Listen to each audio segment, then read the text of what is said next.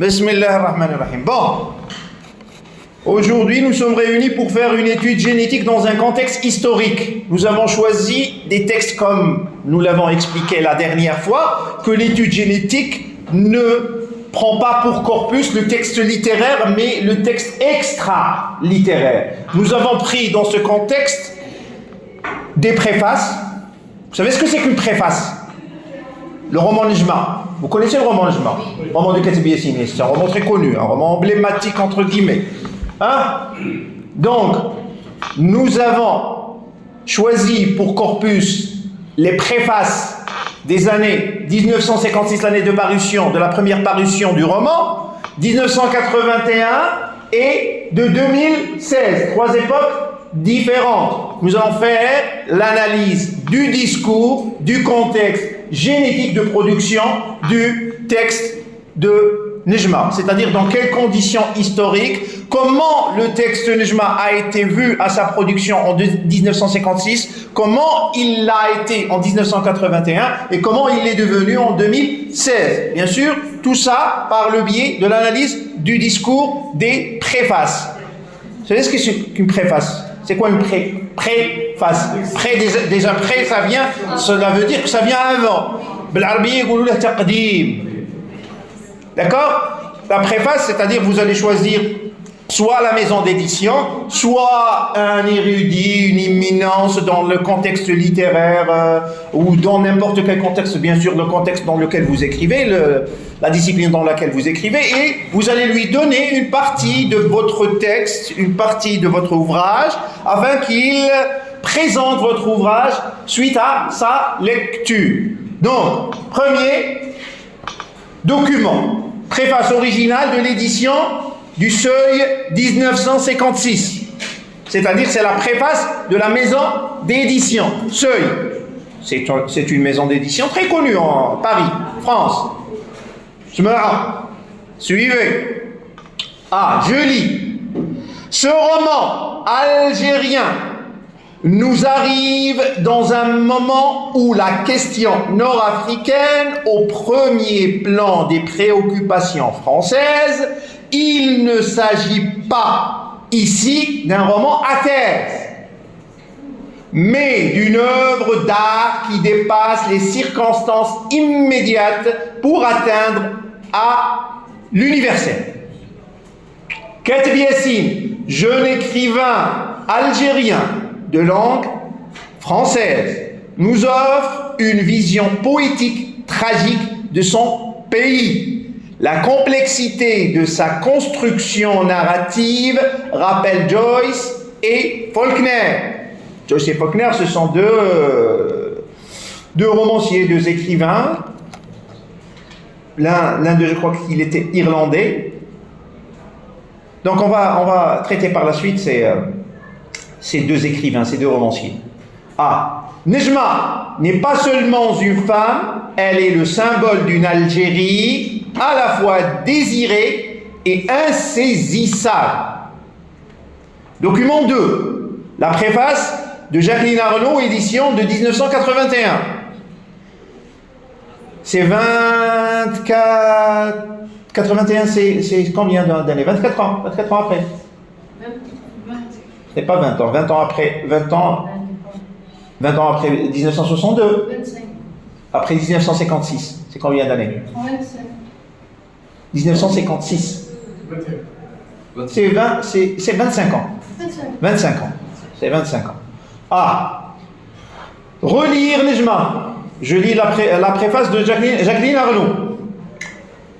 Relire Nejma aujourd'hui, c'est comprendre comment s'est constituée l'identité littéraire algérienne dans et contre la langue du colonisateur.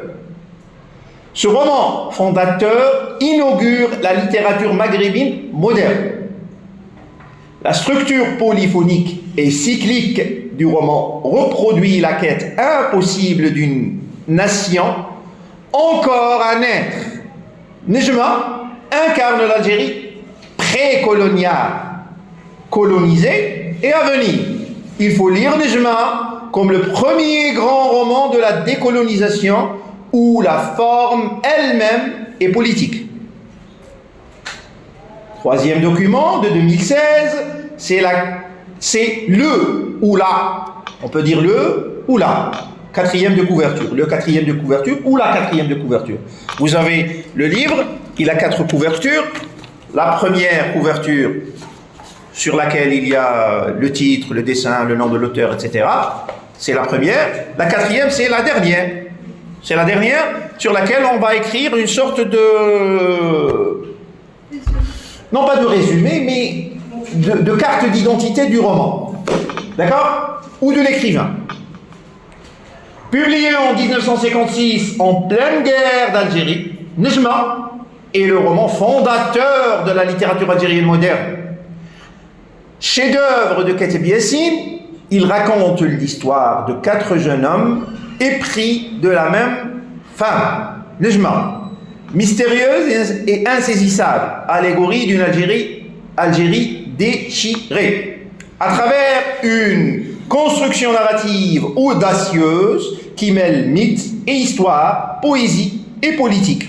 Kateb Yassine invente une nouvelle langue française, traversée par l'arabe et le berbère.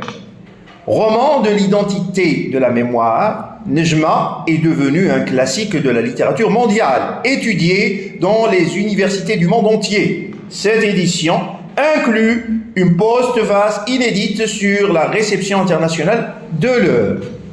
Donc nous avons 3 contextes, 3 textes différents. À votre avis, quel est le point en commun entre les 3 textes?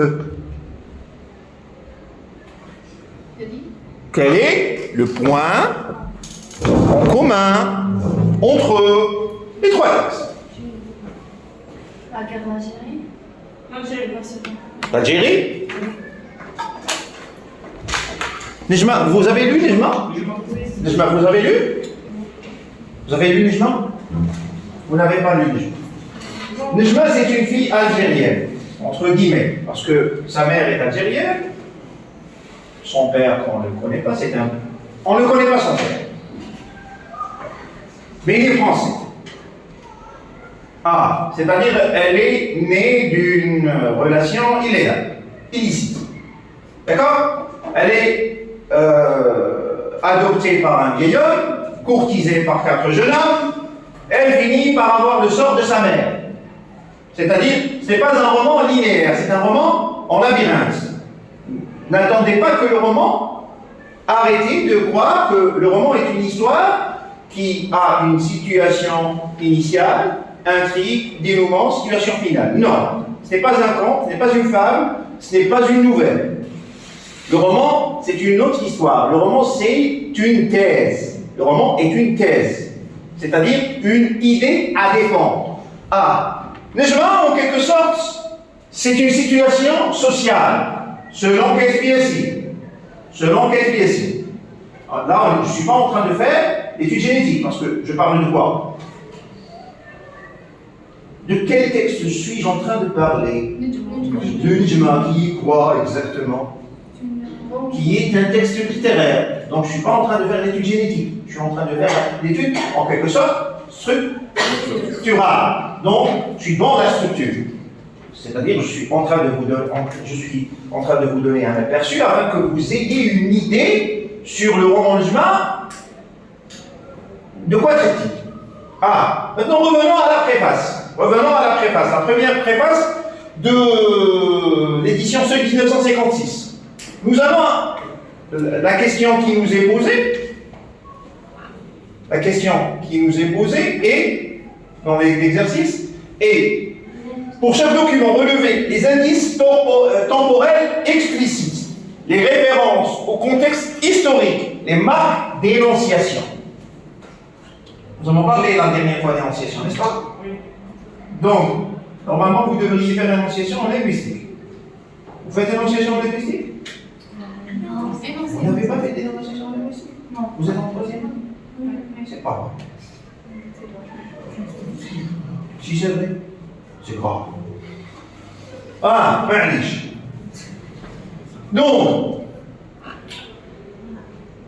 le contexte historique, c'est le temps c'est le temps où, ou quand lequel a été formulé, quand a été formulé l'énoncé. En 1956. 1956, c'est quel contexte en Algérie? L'indépendance. 1956 ou l'Algérie ou le contexte? Aïe, le boulot. 1956, c'est quel contexte? C'est le contexte? Eh là! Historique. C'est quel contexte c'est la 1956? C'est l'occupation, c'est la colonisation. 1956, c'est la colonisation. 1956, l'Algérie était encore colonisée. Donc c'est un contexte de colonisation. Donc nous allons analyser le texte. Nous avons le contexte de 1956. Ça, c'est un contexte historique. C'est un indice temporel fait, n'est-ce pas? Nous allons aller directement vers le texte dans ce contexte. Le texte dans ce contexte qui est 1956. Ah, ce roman, c'est un quoi? C'est un démonstratif. Merci. C'est un démonstratif. Démonstratif de quelle valeur? C'est un démonstratif de proximité. Lorsque quelque chose est proche de vous, vous allez dire ceci. Ah, lorsque c'est quoi, vous allez dire cela. Viens ici, c'est bas. Va là-bas, c'est haut. Ouais, tu vois, phonétiquement, ça a une relation avec la distance. D'accord? C'est pas le propos. Donc, ce roman algérien nous arrive. Donc l'énonciateur est autre que l'énonciataire. L'écrivain, normalement, est censé être autre que la maison d'édition. C'est-à-dire, ils n'ont pas la même cause, ils n'ont pas la même thèse, ils n'ont pas la même idée. Ce sont deux énonciateurs différents. N'est-ce pas? L'écrivain est un acteur, parce que pourquoi parle-t-on d'écrivain? Vous n'avez pas la thèse. Pourquoi est-ce qu'on parle d'écrivain? Pourquoi ne parle-t-on pas d'auteur? Elle aime beaucoup auteur, elle aime beaucoup écrivain dans le contexte génétique. C'est tu? Elle a l'auteur, il n'écrit pas. Parce que l'écrivain, c'est une personne réelle. L'auteur est une instance, est une institution, c'est-à-dire l'ensemble des éléments qui font le produit final, qui est le roman, et l'auteur, y compris la maison d'édition, y compris la politique de publication dans le pays, y compris le lectorat, la censure. Donc tous ces éléments-là vont faire l'auteur. Mais l'écrivain est une personne. L'écrivain, c'est lui qui va écrire le brouillon du roman. Brouillon qui va apparaître, bien sûr, à la fin, avec toutes ses affinités. On va bien sûr censurer plein de choses. Donc, nous, c'est la maison d'édition qui parle. Normalement, c'est la maison d'édition, parce que la préface est rédigée par qui? Par Seuil. Un coup de texte. Vous avez le texte entre les mains. Donc, nous, c'est Seuil. C'est la maison d'édition Seuil. Soulignez-nous. C'est un document Word, normalement. Vous avez entre les mains un document Word. Word. Vous pouvez. Qualité pour moi, je serais mauvais. D'accord? Donc, surlignez le nous. Surlignez le nous, mettez-le en grave. Ah, nous arrive dans un moment où la question nord-africaine est au premier plan des préoccupations françaises. La question nord-africaine. Nous avons remarqué que dans tout le texte de 1956, aucun mot du radical colon ou colonisateur n'est cité, n'est utilisé. Donc, on appelle ça quoi? La question nord-africaine. Mais c'est quelle question? C'est la colonisation. Mais on ne va pas la nommer par ce nom. 1956, on a une censure du mot Colonisateur, colonisation, colon. A. Il ne s'agit pas ici d'un roman à thèse. Que signifie cette phrase? Il ne s'agit pas ici d'un roman à thèse. What does it mean?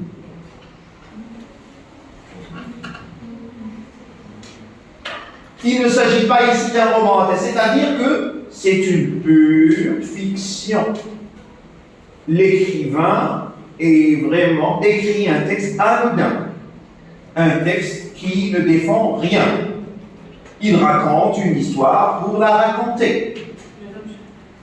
Il ne défend pas une thèse. Non, il a un objectif. C'est sûr qu'il a un objectif. On ne peut pas se détacher de l'objectif. Il faudrait être fou pour se détacher d'un objectif. Il n'a pas d'a'mal بالنيات. Ça veut dire qu'il n'a pas d'a'mal بالنيات. Non, on ne peut pas se détacher d'une intention.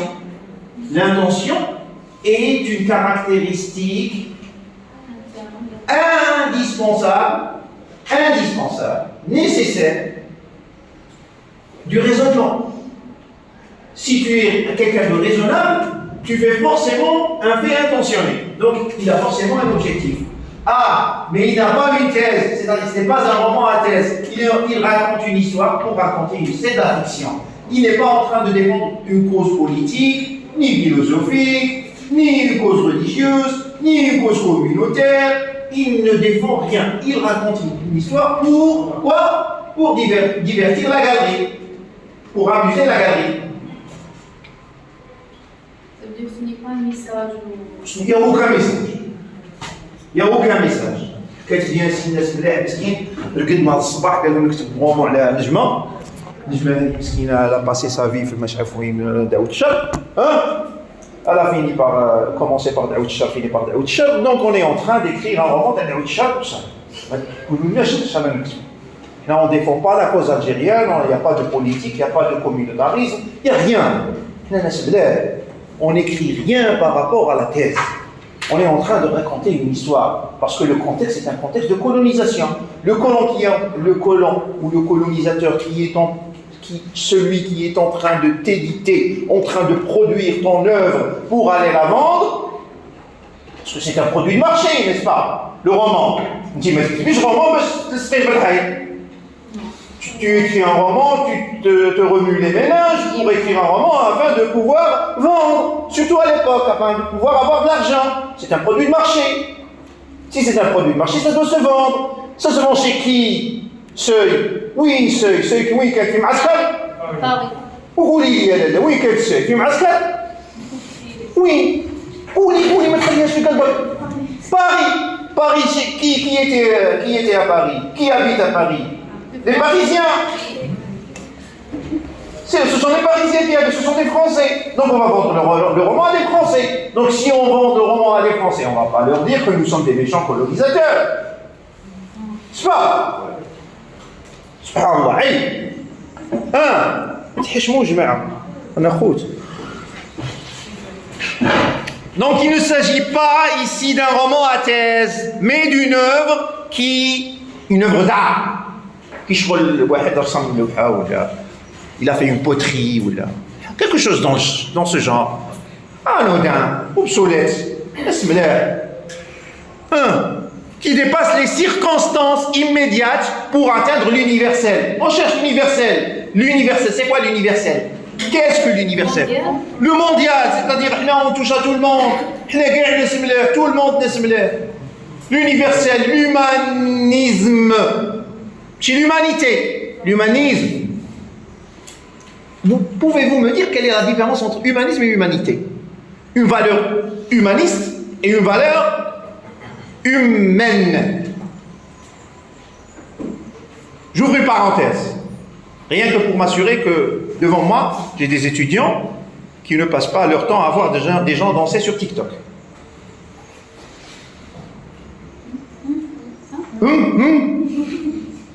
Ça y est, quelle différence y a-t-il entre une valeur humaniste et une valeur humaine? J'ouvre une parenthèse. Parce que lorsqu'on parle d'humanisme, on parle d'universel. Aïe, l'origine de l'humaniste. Notez ça, cherchez-le, fermez la parenthèse, on revient à notre analyse, on n'a pas le temps. Si vous aurez le malheur ou le plaisir de m'avoir l'année prochaine pour enseignant des grands courants de la pensée en Master 1, littérature et civilisation, bien sûr, si vous avez l'aimable volonté d'aller choisir littérature et civilisation, bien sûr que je sais que bon nombre d'entre vous vont choisir didactique, parce que en didactique on fait des didacticiens, en linguistique on fait des linguistes, et en littérature on fait des fous. N'est-ce pas? Si, c'est vrai. Continuons. اقعدوا هنا معايا. كاتب ياسين, jeune écrivain algérien de langue française. Jeune écrivain algérien. سطروا لي على هذه algérien. هذه algérien خصها تقعد en gras ou le surligné là en rouge ou la surligné là algérien. Donc cet écrivain a une nationalité algérienne, n'est-ce pas? Algérien de langue française nous offre une vision poétique. What does it mean, poétique? J'ai expliqué la dernière fois lorsqu'on a parlé du schéma de Jacobson les fonctions du langage, mais on a tendance à être amnésique. L'Alzheimer qui commence. Les gens boivent beaucoup d'acide citrique, des boissons gazeuses, la télévision, les écrans, les rayons bleus.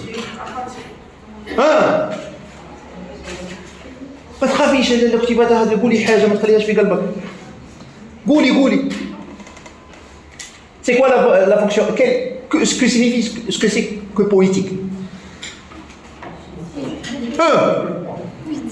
Poétique. Qu'est-ce que le poétique? C'est l'imaginaire. Si, c'est l'imaginaire, le poétique, c'est l'imaginaire. La fonction poétique, c'est la fonction imaginaire, c'est-à-dire tout ce qui relève de l'idiomatique. Tout ce qui relève de l'idiomatique, c'est-à-dire, on a l'exemple la couleur marron ou vlan qahoui. Comme عقلين عليها. أنا نلبس المارون هناك. خلينا l'exemple. قلنا couleur marron وهذا نقولوا ليه قهوي. Bleu. قلنا la couleur bleue وهذاك bleu. Une nouvelle recrue.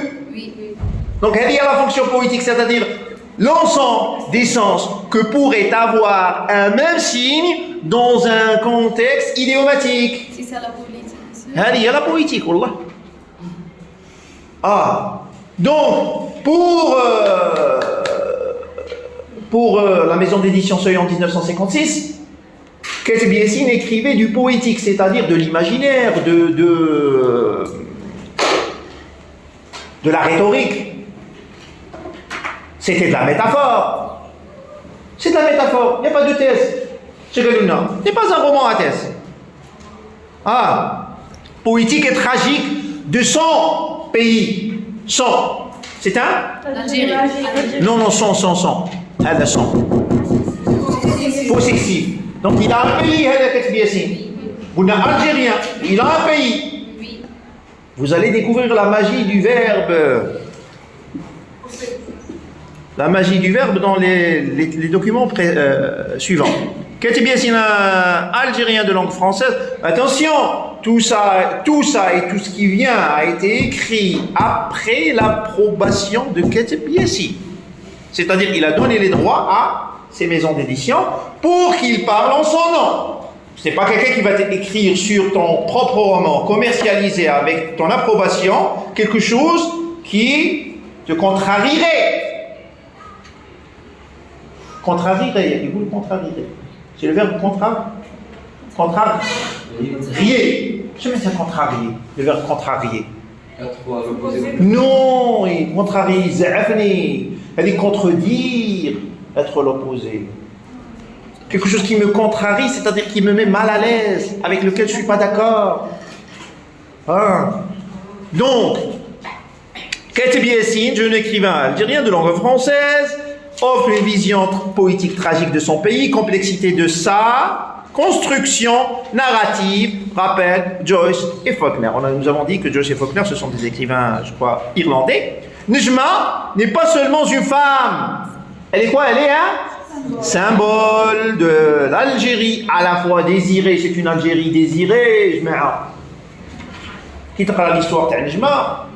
Elle n'a pas été du tout désirée. Elle a été déchirée, déchiquetée, socialement déchue. Elle a tout raté. Mais désirée, s'il le désirait comme ça, je m'en passerais bien. Personnellement. Document de préface de Jacqueline Arnaud, édition 1981. Nous allons voir la différence. Nous sommes en train de faire l'étude énonciative qui parle maison d'édition Seuil. À qui? À un lectorat potentiellement français. Parce que Bouna, 1956, nos grands-pères et arrière-grands-pères étaient en train de mener une guerre. N'avaient pas de quoi se nourrir ni se vêtir. أنا جدي ما قراش رومان نجمة. جدي كي يهضر معايا يحكي لي يقول لي كنا الخبز نجيبوه من الدوم نمسيوه ما شحال il n'a pas lu Nejma. Donc le Nejma n'a pas été écrit le roman Nejma n'a pas été écrit pour une population algérienne. Il a été écrit pour une population, pour un lectorat français, potentiellement français, édité en France, pour les Français. Alors que, le premier texte, Chagall, ce roman algérien, la première phrase, ce roman algérien nous arrive. Qu'est-ce qui attire ici? Le verbe arriver. C'est comme si ce roman est le produit de l'Algérie, dans une population algérienne, dans une communauté algérienne. La communauté, est-ce que vous connaissez la communauté algérienne de l'époque 1956-1962, même les années 70-80, où elle dit que كانوا يهضروا على مرام يتبعوها ربعه وكيقولوا سمي لي ولاتي ما شعب مع منه ولا enceinte de qui وبعد ما جنب عارفوش بواو. C'est quoi ça? Est-ce que ça représente l'Algérie? Ce n'est pas l'Algérie. C'est les Français qui ne connaissent pas leur père. Basta. Comme le Hadra. Ce n'est pas ici, ce n'est pas la société entre guillemets Rome. Ce n'est pas les Roms, ce n'est pas les Gitans. Nous ne sommes pas les Gitans. Donc, l'aspect de société que présente Nejma, avec ce concept, avec ce modèle, n'est pas la société algérienne. Donc la production qui a été faite par Seuil en France en 1956, c'est un modèle pour qui? Pour les Français. Les Français se reconnaissent dans ce modèle. Ce ne sont pas les Algériens. Lorsqu'il lit le français typique de l'époque, lorsqu'il va lire un roman basé sur l'adultère, sur la trahison, sur la relation amoureuse déchue, c'est qui? C'est la société française. Pourquoi Capécine a écrit ce roman? Pourquoi? On va aller chercher ailleurs, pas dans la préface, parce que la préface n'est pas de sa production. C'est là, bien que il a dû approuver cette vision. Sinon, ça n'aurait pas été. Mais ça, on ne va pas se baser sur les présupposés et les sous-entendus, parce que surtout les sous-entendus. Les sous-entendus peuvent être assez discutables. Mais ce qui est sûr, c'est que c'est un propos de la maison d'édition Seuil, qui est une maison d'édition, comme on vient de dire, parisienne.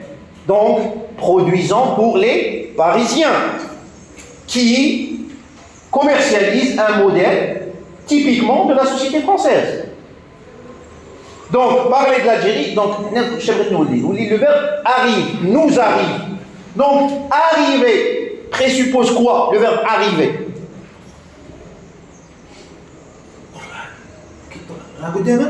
Le verbe arriver présuppose quoi? Qui voulait mademoiselle? J'arrive. Son téléphone, vous dites mademoiselle, j'arrive. Ça présuppose quoi? Que je suis? C'est le verbe comme ça.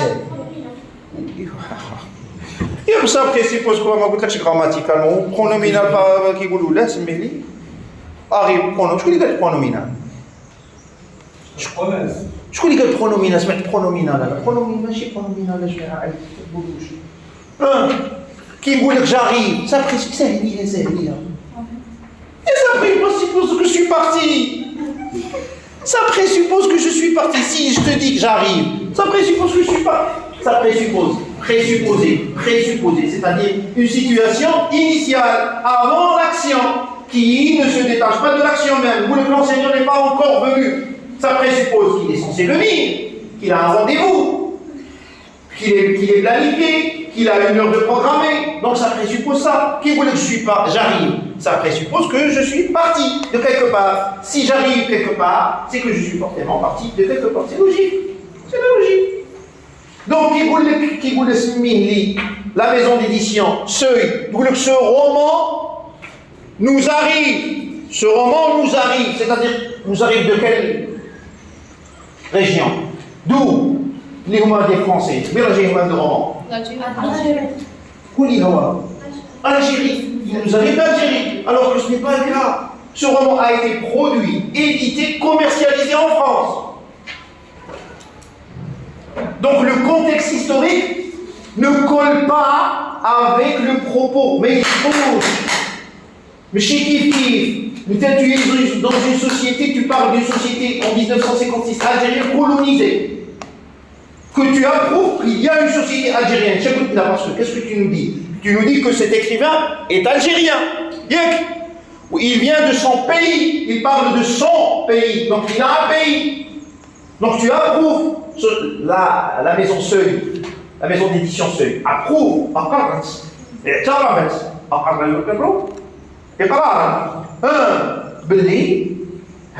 L'écrivain, c'est un écrivain algérien qui vient de son pays. Ça nous arrive. Tu as produit, édité. Ce roman a été produit, écrit, édité, commercialisé en France. Donc il n'arrive pas. Il n'a rien à voir avec le fait d'arriver. Ce roman a été produit, édité, commercialisé en France. Donc il n'arrive pas. Tout. Ce n'est pas notre roman, ce n'est pas le roman de... D'ailleurs, il commercialise un modèle d'adultère, une société basée sur l'adultère. Le roman Nejma, l'histoire de Nejma, tourne autour de l'adultère. Elle est le produit de l'adultère, elle est enceinte d'un acte adultère, elle ne connaît pas le père, il y a 4, elle ne connaît pas le père. Ça, ce n'est pas un modèle algérien, c'est un modèle français. D'accord? Donc, ce roman a été produit par Seuil, édité par Seuil, produit par Ketbi Yassine, édité par Seuil, commercialisé en France. Pour qui? Pour les Français. Donc, il n'arrive pas. Elle dit qu'il arrive n'a aucun sens dans ce contexte, dans le contexte historique de 1956. Ce qui nous intéresse, c'est que la maison Seuil, راني نشوف فيكم كشكون مخلوعين. يا راهي زكي كي داير ليكزام ماشي انا غادي ندير ليكزام غادي لكم مدام كيقولوا لها جباري. انا ندير لكم ليكزام تاعي لا ما تنخلعش بزاف، نخلع غير واحد 40% باسكو 60% غادي ديرها. ما تنخلعوش مالكم، هذه هي لا ليتيراتور. غير انا زكي هذا ما كان زكي باش تفهموا ماشي باش تنخلعوا. داكور لا على بالي انت ماكش مخلوع. راني نهضر على جماعة الألفينات منا. حنا رانا ديناصورات. راني نهضر على جماعة الألفينات منا مساكين راه عاد مخلوعين. ما تخلعوش. Si vous avez une question à poser, حبسني قال ماشي يحبس مانيش فاهم نحبس. Allez, non, moi je vous explique. D'accord? Donc ce n'est pas la peine de vous ébahir. Ne restez pas ébahis. بلع فمك شوية باش لا يدخل الذباب. Document 2, préface de Jacqueline Arnaud, 1981. Qu'est-ce qu'elle nous dit, Jacqueline Arnaud? Donc c'est la préface de Jacqueline Arnaud. Mais toujours sur le roman Nejma. C'est-à-dire, c'est le même texte littéraire. Qu'est-ce qui a changé? Le texte littéraire, extra-littéraire, péri. D'accord? Relire Nejma aujourd'hui, c'est comprendre. Ça te relie à comprendre. Comprendre. Comment s'est constituée l'identité littéraire? Ah, sattar l'identité littéraire, on dira en gras. Surlignez et mettez en gras l'identité littéraire. N'avions-nous pas dans le premier texte une identité algérienne de la personne, de l'écrivain? On a dit que Katib Yassine est un jeune écrivain algérien, ou qu'il parle de son pays. Le possessif, son, c'est-à-dire c'est un Algérien qui a un pays, qui a une nation. Qui est le pays? Pays, c'est-à-dire une nation sur une parcelle géographique, qui a une identité, une nation. C'est quoi une nation? Une nation, c'est-à-dire qu'elle a une identité, une langue, une religion, une culture. Donc on reconnaît dans le texte de 1956 l'existence d'une nation algérienne. D'une nation algérienne, sur un sol algérien. Et c'est un écrivain qui écrit, un écrivain algérien. Ils ont bien dit algérien. Maintenant, l'identité est passée de la personne à qui? À la littérature. C'est une identité littéraire. Identité littéraire. Je vous le changement, le premier changement. Ils veulent comprendre l'identité littéraire algérienne. Alish, algérien. Identité littéraire algérienne. Ça reste l'identité. Dans le premier texte était l'identité de la personne. Maintenant, elle est devenue l'identité du texte. Pas de la personne. Sur le changement, le premier changement. Selon le contexte. 1981. 1981. C'était quoi? Il y avait quoi en 1981? Ben, la post-coloniale. Les événements, on dit, ouvrez une parenthèse, c'est un travail que je vais voir la prochaine fois, Inch'Allah.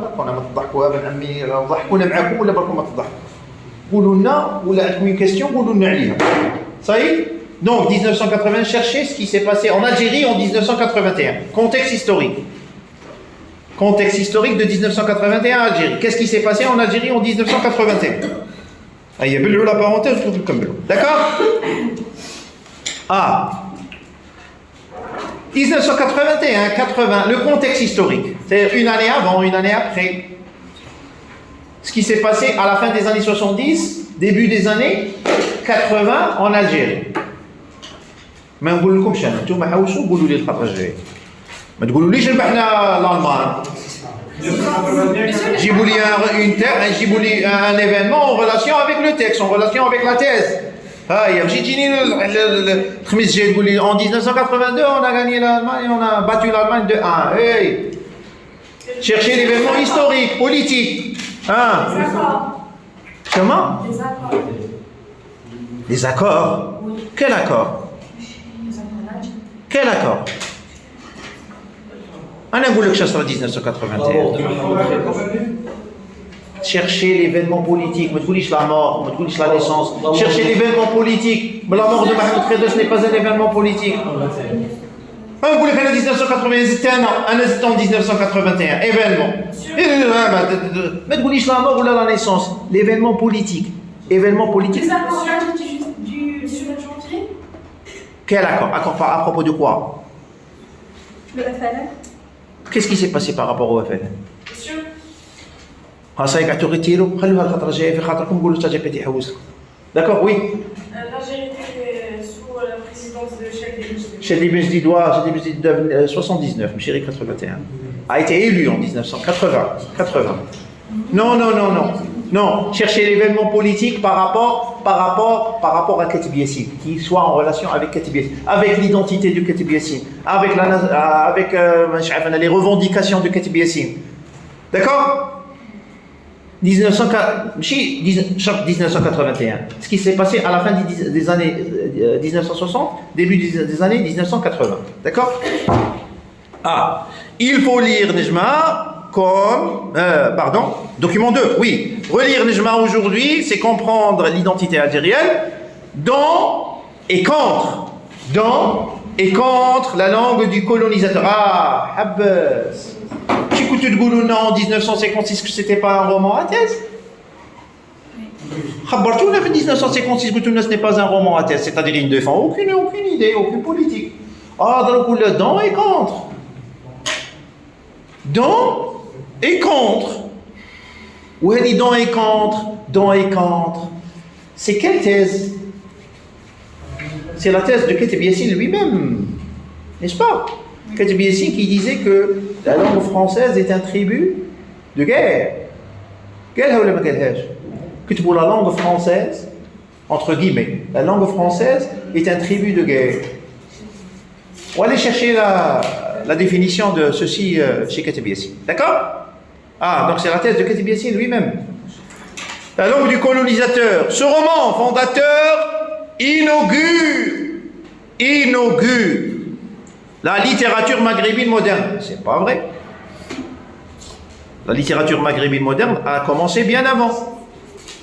N'est-ce pas? Oui. Goulouli. Premier roman. La littérature maghrébine a commencé bien avant.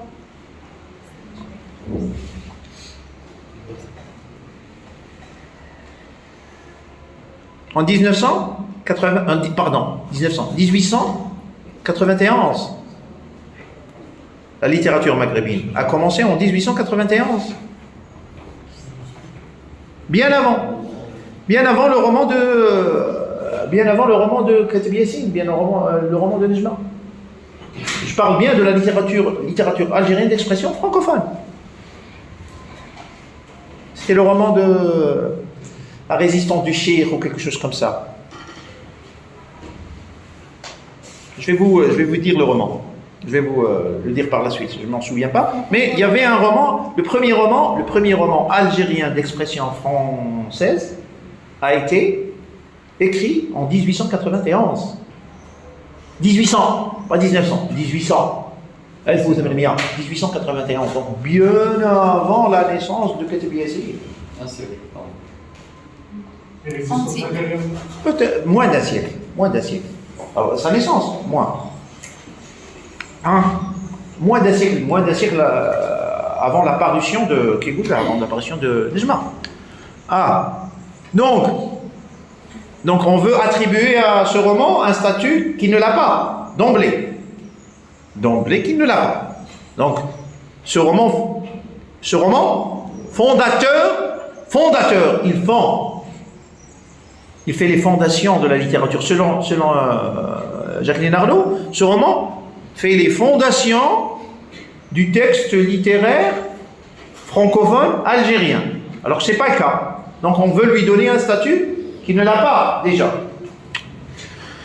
Inaugure la littérature maghrébine moderne. La structure polyphonique et cyclique du roman reproduit la quête impossible d'une nation. Je suis algérien, le Kateb Yassine, le premier texte algérien. Où on a parlé, il parle de son pays avec le possessif. Exactement. Donc une nation encore à naître. C'est-à-dire 1981, la nation algérienne a disparu. Cette nation, qui existait déjà en 1956, bien sûr, selon la préface de Seuil, en 1981 n'existe plus. Elle naît encore, elle est en train de naître. Donc vous voyez bien le changement dans le récit, le changement du récit. Encore à naître, Nejma incarne l'Algérie précoloniale. Donc pour la deuxième fois, on parle de colonialisme. Alors que dans le premier texte, on n'a pas du tout utilisé le radical. 1956, on n'a pas du tout utilisé le radical.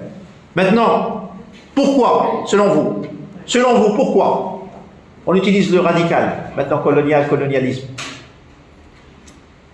Nous sommes dans la période après la... Nous sommes dans la période post-coloniale, c'est vrai. Mais pourquoi? Parce que le roman a changé de marché.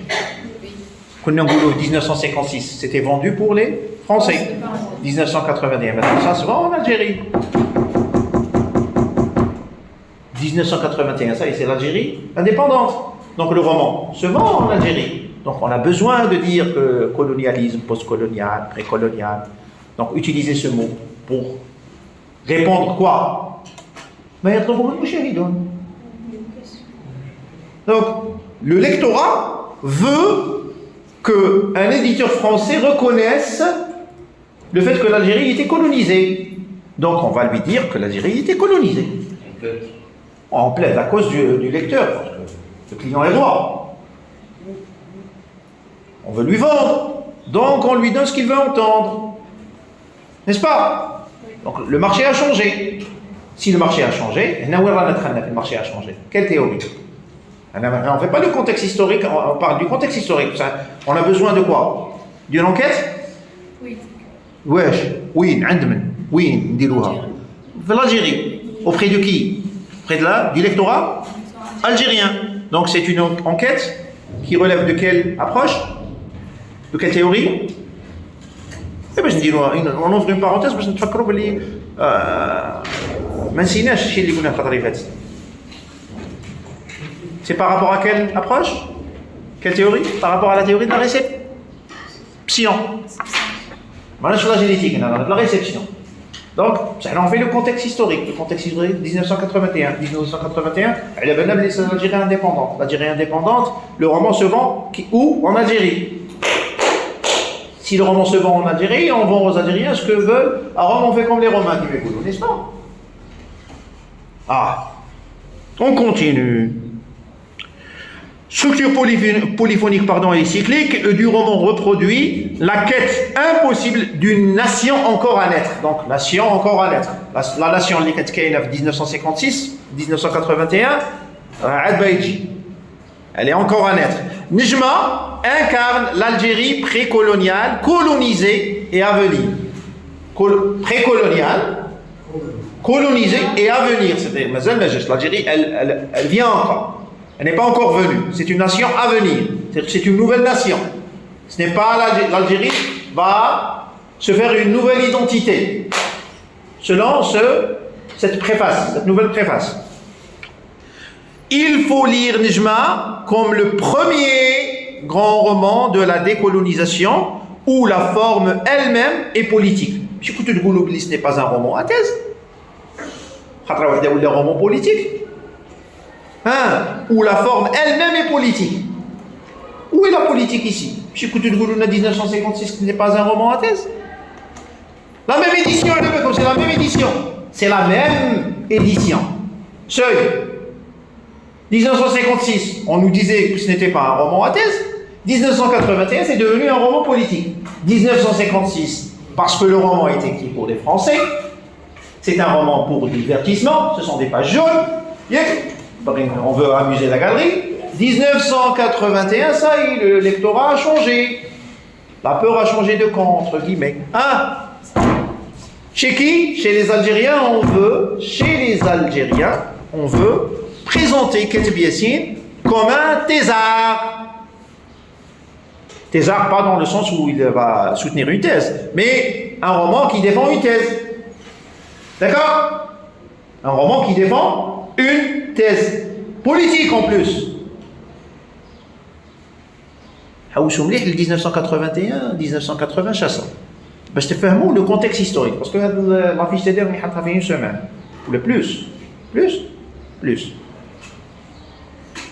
Normalement vous auriez dû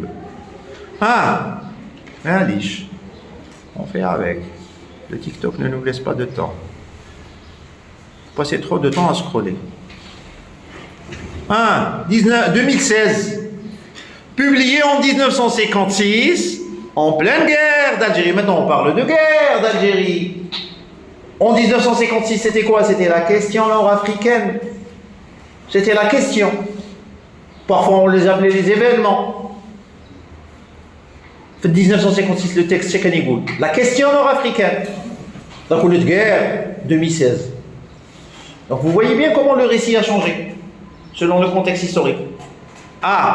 En pleine guerre d'Algérie, Nejma est le roman fondateur de la littérature algérienne moderne. Donc, on est en train de lui donner un statut, de lui mettre un ornement. C'est le roman fondateur. Alors, ce n'est pas le cas. Il y a eu plein de romans avant Nejma. Plein de romans avant Nejma. Ce n'était pas le premier roman, ni le roman, encore moins le roman fondateur. D'accord? Le roman fondateur de la littérature algérienne moderne, chef-d'œuvre de Katib Yassin, il raconte l'histoire de 4 jeunes hommes épris de la même femme Nejma. Mystérieuse, insaisissable, allégorie d'une Algérie déchirée. Déchirée. Qu'elle est désirée. Ou les déchirée. C'était une Algérie désirée. Maintenant, c'est une Algérie déchirée par rapport à quoi? Par rapport à au deuxième récit, dans la deuxième préface, qui disait que, en 1981, que c'est une nation encore à naître. Donc, c'est une nation qui n'a pas encore ancré dans quoi? Dans son identité. Un écrivain algérien. Ben, c'est une nation encore à naître. 2016, vous voulez déchirer la nation, vous voulez déchirer. Déchirer. Une Algérie déchirée. Déchirée, c'est-à-dire qui est divisée. Qui n'a pas d'identité. Mais il n'a pas d'identité, à travers une construction narrative audacieuse qui mêle mythe et histoire. Mythe et histoire. Quel mythe? C'est de l'adultère. Histoire. Quelle histoire? En 1956, ce n'était pas un roman à thèse. Mythe et histoire, poésie et politique. Katib Yassin invente une nouvelle langue traversée par l'arabe et le berbère. Donc on veut nous créer une identité algérienne, française, traversée, comme ça, comme un éclair, traversée par quoi? Par l'arabe chimérique et le berbère de Katib Yassin. Donc l'identité algérienne, elle est française de base, selon la 3e édition, arabe et berbère. Mais la langue d'expression, c'est quoi? C'est le français. La nation algérienne n'est pas une nation française. C'est une nation algérienne. Algérienne, faite par toutes ces entités, arabes, berbères, mozabites, tergis, chewi, tout ça, ce sont des Algériens qui sont réunis par la nationalité, par l'identité algérienne, faite par l'ensemble des fondements de la nationalité, de l'identité algérienne. N'est-ce pas? Le français n'en fait pas partie. Le français n'en fait pas partie. Ou il fait partie. Moi là, je te trouve.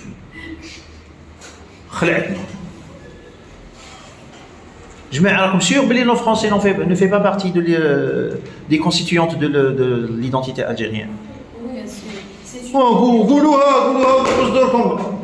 français ne fait pas partie le français est une langue étrangère qui a le même statut que le chinois ou le russe. Parfois même, c'est une langue étrange dans certaines régions de la étrange. Mais si on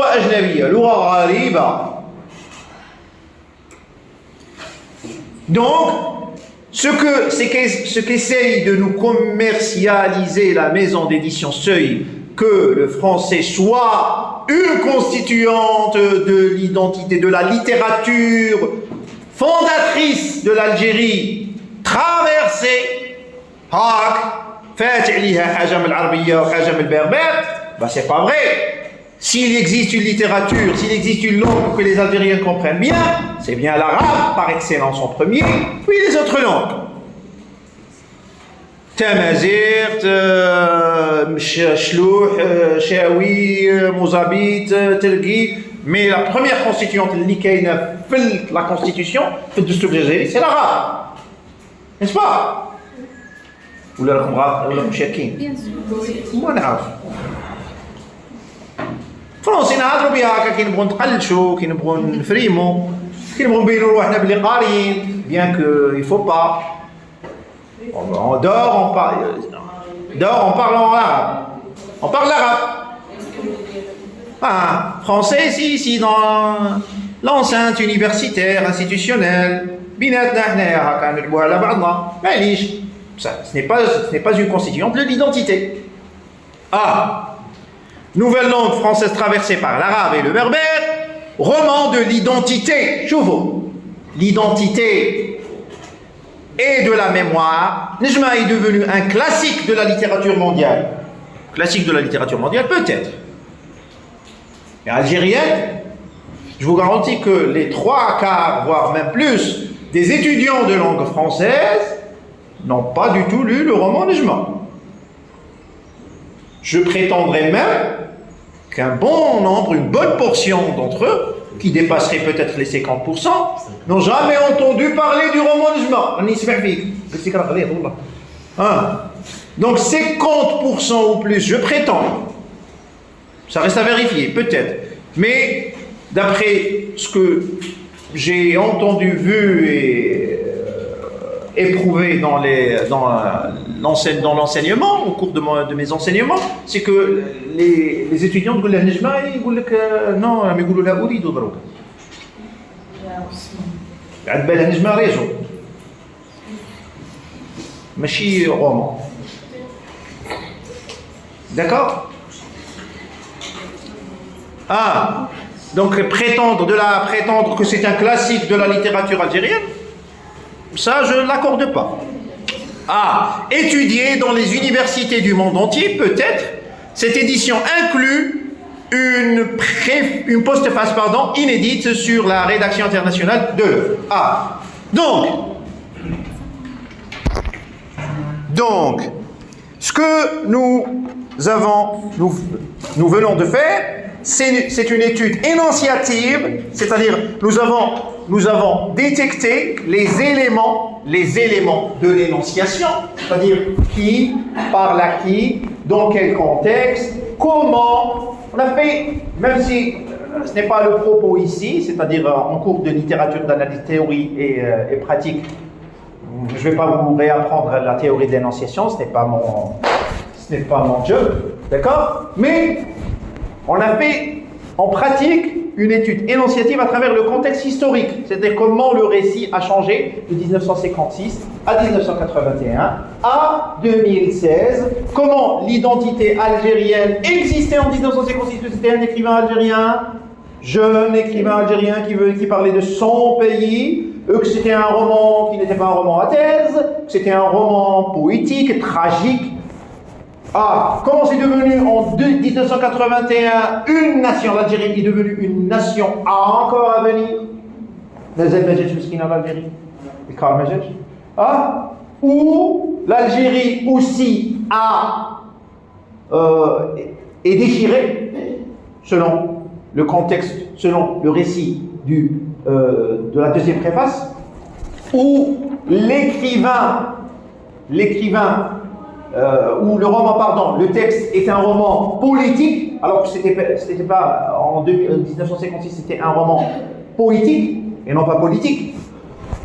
En 2016, nous avons vu que l'Algérie s'exprime, la littérature algérienne s'exprime en français. Ce roman fondateur de la littérature, mais de la littérature francophone, de la littérature. C'est quoi que le francophone, le français? C'est là. L'éditeur est en train de parler de la littérature francophone. Quel fondateur de la littérature francophone? Non, quelle littérature absolument. C'est-à-dire tout genre de littérature, toute expression littéraire en Algérie. Le roman Nejma, on est le fondateur. Et c'est un roman comment? Français, traversé par l'arabe et le berbère. Traversé par l'arabe et le berbère. Donc, on a approuvé l'identité en 1956. On a commencé à la nier en 1981, à aller chercher en 1981 ce qui s'est passé. Politiquement, qu'est-ce qui s'est passé? Et en 2016, on parle d'une identité algérienne ancrée dans la francophonie. Donc, votre tâche pour la prochaine fois, Inch'Allah, sera de chercher le contexte historique de 1981 et de 2016. 1981 et de 2016. 1956, c'était la colonisation. Allez chercher. Je vous ai donné les indices, soulignés, surlignés, n'est-ce pas? Vous avez souligné et surligné. Maintenant, la prochaine fois,